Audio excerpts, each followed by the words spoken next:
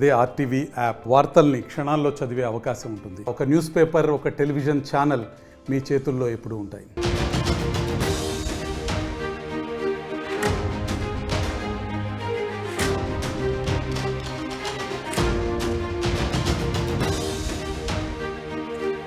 Breaking news.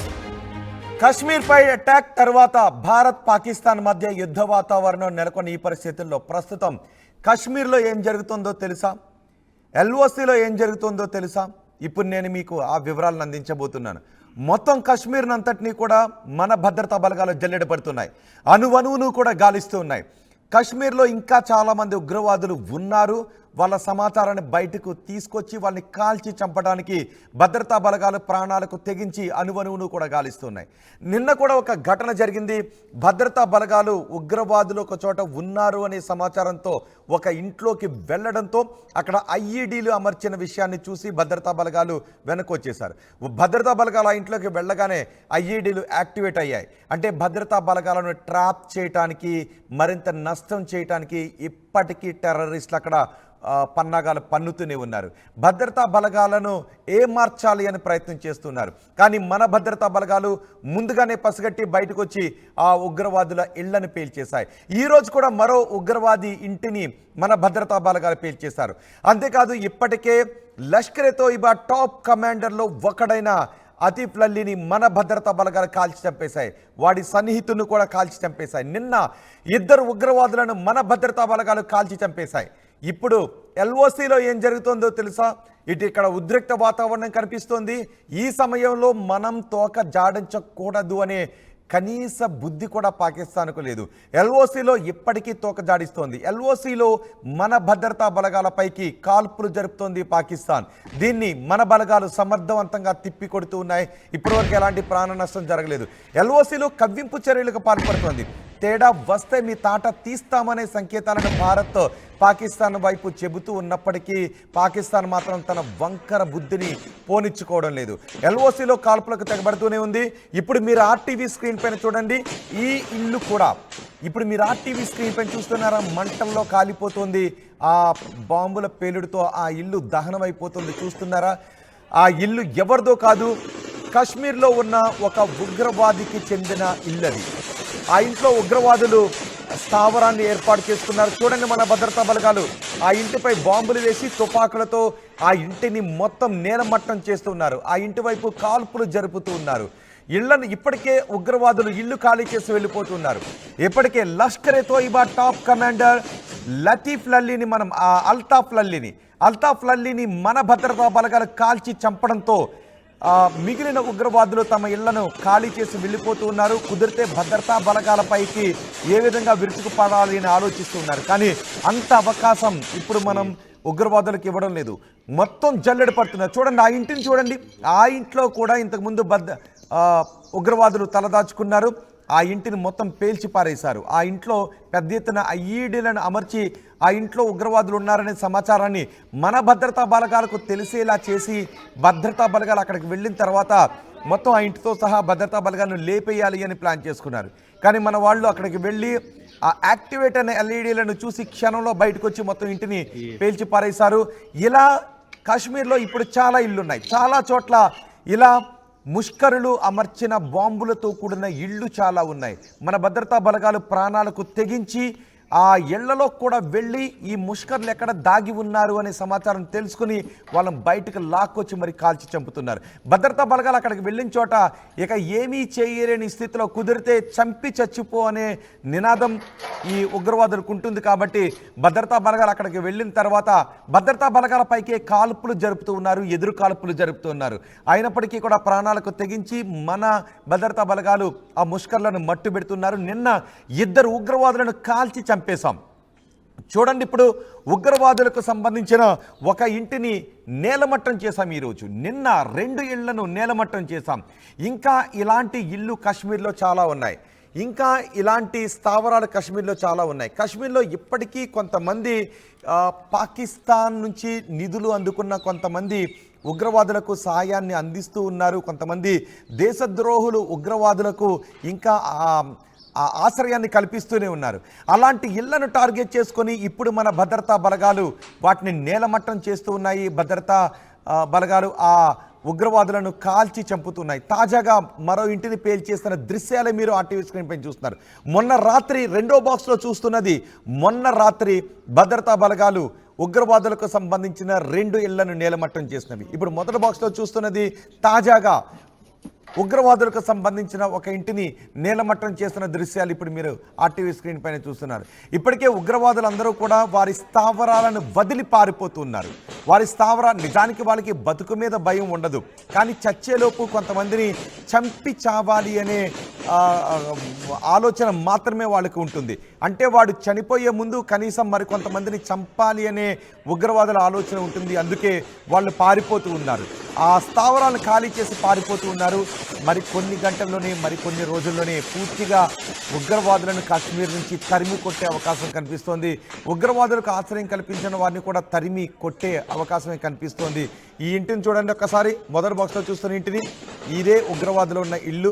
అప్పటి వరకు ఆ ఇంట్లోనే ఉగ్రవాదులు తలదాచుకున్నారు. ఆ ఇంటి నుంచే వాళ్ళు ప్లాన్స్ చేసేవారు.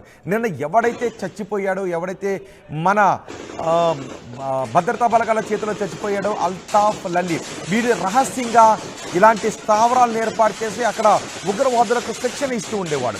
ఉగ్రవాదులను ఇలాంటి స్థావరాల్లో రిక్రూట్ చేసుకుంటూ ఉండేవాడు. ఇలాంటి స్థావరాల్లో పెద్ద ఎత్తున పేలుడు పదార్థాలను దాస్తూ ఉండేవాడు ఈ అల్తాఫ్ లల్లీ. వీటితో పాటు మరో ఉగ్రవాదిని కూడా నిన్న కాల్చి చంపేశాం. ఇలా ఇప్పుడు మీరు ఆర్టీవీ స్క్రీన్ పైన చూడండి. వీడు ఆసిఫ్ షేక్, లోకల్ టెర్రరిస్ట్. మొన్న పహల్గాంలో జరిగిన, కశ్మీర్లో జరిగిన దాడికి వీడు కూడా సూత్రధారి, పాత్రధారి. ఈ మూడో బాక్స్లో చూడండి, 4 కనబడుతున్నారు కదా, అదే ఉగ్రవాదుల ఊహా చిత్రాలు. వీళ్ళు ఎక్కడైనా కనబడితే వీళ్ళని పట్టించిన వారికి 20 లక్షల రూపాయలు ఎక్స్గ్రేష్ ఇస్తామని, బహుమతి ఇస్తామని ఇప్పటికే ప్రభుత్వం ప్రకటించింది. కానీ వీళ్ళు ఆల్రెడీ బహుశా పారిపోయారు. వీళ్ళు ఆల్రెడీ ఎక్కడో దాక్కుని ఉన్నారు. మళ్ళీ ఎప్పుడో అవకాశం వచ్చినప్పుడు పంజాబ్ విసురుదామని ఎదురు చూస్తూ ఉంటుంటారు. మళ్ళీ ఎప్పుడు అవకాశం వచ్చినప్పుడు మురుగుదాం, కరుద్దామని వీళ్ళు ఎదురు చూస్తూ ఉంటుంటారు. బహుశా వీళ్ళకి అంత అవకాశం ఇవ్వకూడదని అనుకుంటూ ఉన్నారు. ఈ 4 మట్టు పెట్టాలి అని భద్రతా బలగాలు కాశ్మీర్లో అణువణువును కూడా గాలిస్తున్నాయి.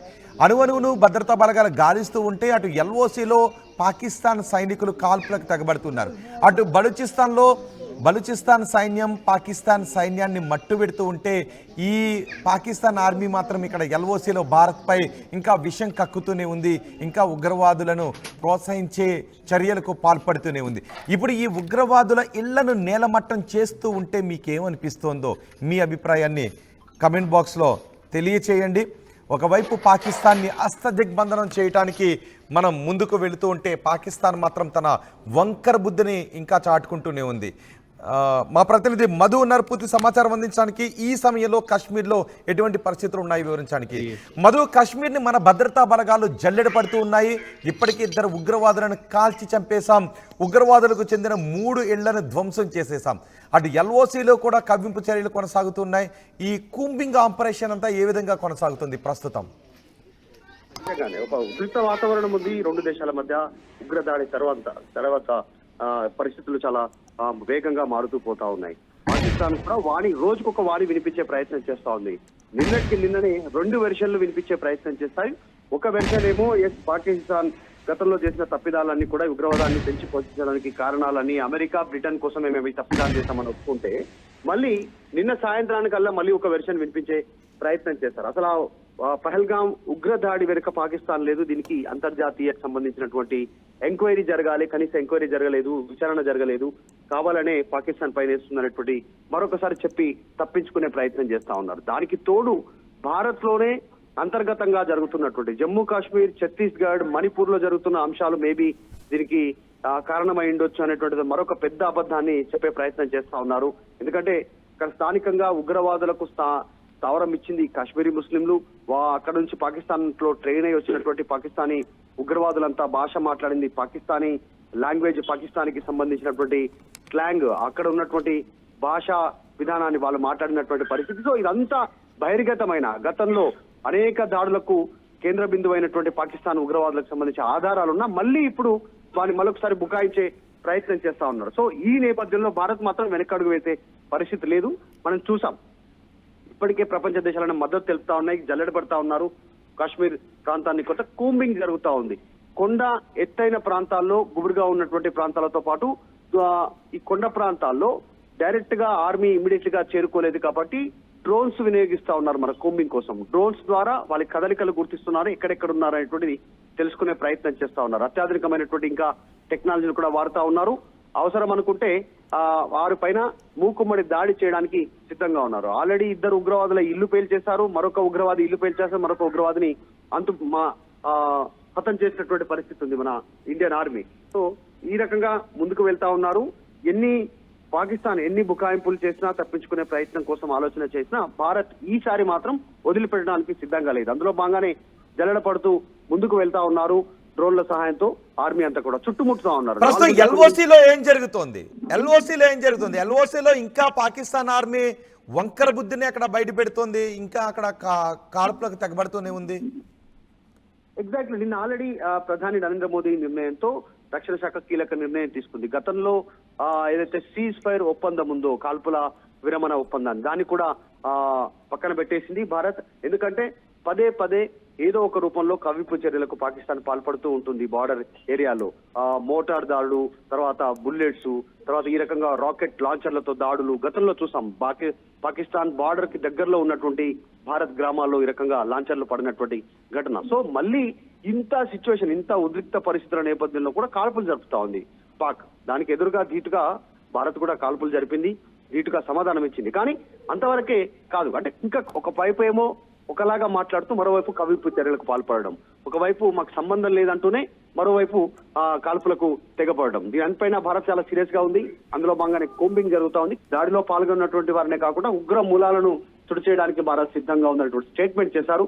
అందులో భాగంగానే కూంబింగ్ జరుగుతా ఉంది. కాకపోతే ఎత్తైన కొండలు, అక్కడ హిల్ స్టేషన్ ఉండడంతో ఇమీడియట్లీ కూంబింగ్ కాస్త లేట్ అవుతోంది. ఇప్పటికే ఉగ్రవాదులు భారత్ చేస్తున్నటువంటి కూంబింగ్ తో పారిపోతున్నట్టుగా తెలుస్తా ఉంది. వాళ్ళంతా కూడా ఇల్లు వదిలి సుదూర ప్రాంతాలకు, సురక్షిత ప్రాంతాలకు వెళ్లే ప్రయత్నం చేస్తారు. అయినా భారత్ వదిలే సిచ్యువేషన్ లేదు. సమాచారం సేకరిస్తా ఉన్నారు. ఎక్కడికక్కడ ప్రతి ఒక్క ఇంటి దగ్గర సమాచారం, ఎవరు ఆశ్రయం ఇచ్చారు, ఎక్కడ వెళ్లారు, ఎన్ని రోజులు ఇక్కడ ఉన్నారు అనేటువంటి అన్ని వివరాలు సేకరిస్తా ఉన్నారు. పూర్తి స్థాయిలో దానిపైనే ఆర్మీ దృష్టి పెట్టింది.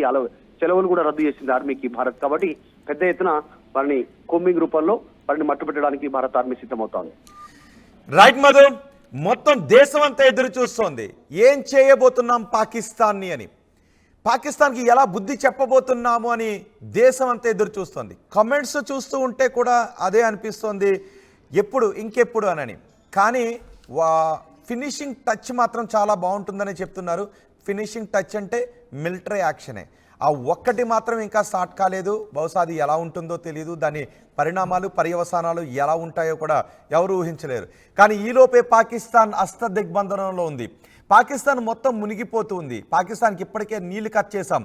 అటు పాకిస్తాన్ని బలూచిస్తాన్ లిబరేషన్ ఆర్మీ ముప్పు తిప్పలు పెడుతోంది. ఇప్పటికే పాకిస్తాన్ సైనికులను వాళ్ళు టార్గెట్ చేసి చంపుతున్నారు. ఇటు మనం నీళ్లు కట్ చేయడంతో పాటు ప్రపంచ దేశాల ముందు పాకిస్తాన్ని దోషిగా నిలబెడుతూ ఉన్నాం. వాళ్ళకి ఏం చేయాలో అర్థం కావట్లేదు. ఇప్పటికే పాకిస్తాన్ ఆర్మీ చీఫ్ భయంతో తన ఫ్యామిలీని విదేశాలకు పంపించేశాడు. ఏం జరుగుతుందో తెలీదు అని. అంటే చూసారా వాళ్ళలో ఎంత భయం మొదలైందో. మీ కుటుంబాలు మాత్రం బాగోవాలి, మీ పిల్లలు మాత్రం క్షేమంగా ఉండాలి, ఎదుటి వాళ్ళ కుటుంబాలు మాత్రం రక్తంలో అల్లాడిపోతూ ఉండాలి, ఎదుటి వాళ్ళ కుటుంబాలపైన, పక్క దేశాలపైన రక్తపాతాన్ని మాత్రం సృష్టించాలి. మీరు, మీ పిల్లలు, మీ కుటుంబాలు మాత్రం బాగుండాలి. మీ దేశ ప్రజలు ఏమైపోయినా కూడా మీకు అవసరం లేదు, మీ బిడ్డలు మాత్రం బాగుండాలి. అందుకే పాకిస్తాన్ ఆర్మీ చీఫ్ తన ఫ్యామిలీని ఇతర దేశాలకు పంపించేశాడు ప్రాణభయంతో. ఇప్పటికే పాకిస్తాన్ ఆర్మీకి, పాకిస్తాన్ పాలకులకు ఏం చేయాలో అర్థం కాలేదు, పిచ్చెక్కి తిరుగుతూ ఉన్నారు. బహుశా వాళ్ళు కార్నర్ అయిన ఒక క్యాట్ లాంటి వాళ్ళు, కార్నర్ అయిన పిల్లి లాంటి వాళ్ళు. పిల్లిని కూడా కార్నర్ చేసిన తర్వాత అది ఒకసారి తిరగబడాలని చూస్తుంది కదా, కానీ అంతే, ఆ తిరగబట్టంతోనే బహుశా లైఫ్ అయిపోయే పరిస్థితులు చాలా చోట్ల కనబడుతుంటుంటాయి. సో పిల్లి ప్రేమికులు ఎవరైనా ఉంటే పిల్లితో పోల్చానని ఏమనుకోవద్దు. సో పాకిస్తాన్ని పోల్చాల్సిన సందర్భం కాబట్టి చెబుతూ ఉన్నాను. సో ఇప్పుడు పాకిస్తాన్ పరిస్థితి అలాగే ఉంది, ప్రగల్భాలు మాత్రమే పలుకుతూ ఉంది. ఇప్పుడు మనం పాకిస్తాన్ అష్టదిగ్బంధనంలో ఉంచాం. ఫినిషింగ్ టచ్ మిలిటరీ యాక్షన్ బహుశా ఆ మిలిటరీ యాక్షన్ ఇచ్చేలోపే పాకిస్తాన్ సగం చచ్చిపోయేలా కనిపిస్తోంది. ఆ యాక్షన్ ఏ విధంగా ఉంటుంది అనేది మనం దేశం తీసుకునే నిర్ణయం. ప్రపంచ దేశాలు కూడా ఇప్పుడు ఎదురు చూస్తున్నాయి. ఇటు కాశ్మీర్లో ఏం జరుగుతుంది? కాశ్మీర్లో ఉగ్రవాదులందరూ కూడా బిక్కచిచ్చే ఉన్నారు. ఇప్పటికే మనం 2 ఉగ్రవాదులను మట్టుబెట్టడంతో, ఉగ్రవాదులకు చెందిన 3 ఇళ్లను ధ్వంసం చేయడంతో ఉగ్రవాదులు వాళ్ళ స్థావరాలు విడిచి పారిపోతున్నారు. మన భద్రతా బలగాల కాశ్మీర్ మొత్తాన్ని జల్లెడ పడుతుంది. ఏ ఒక్క వీధిని కూడా వదిలే అవకాశం లేదు. చెట్టు పుట్ట మొత్తం జల్లెడ పడుతుంది. పాకిస్తాన్లో ఉన్న ప్రతి ఉగ్రవాదిని ఏరి పారేస్తామని చెప్తుంది. సో ఈ ఉగ్రవాదులను మట్టిబెట్టిన తర్వాత ఈ ఉగ్రవాదుల ఇళ్లను పేల్చేసిన దృశ్యాలు చూస్తుంటే మీకేమనిపిస్తుందో కామెంట్ బాక్స్లో తెలియచేయండి.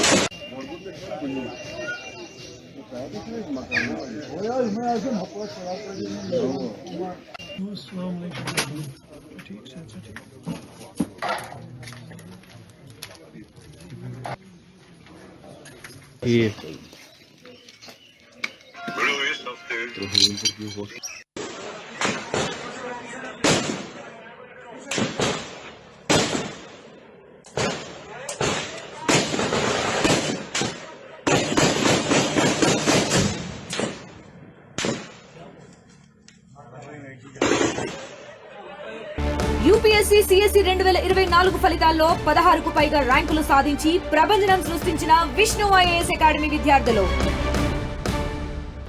At KLH Global Business School, we help you learn the greatest skill in life, making the right choice. KLH Global Business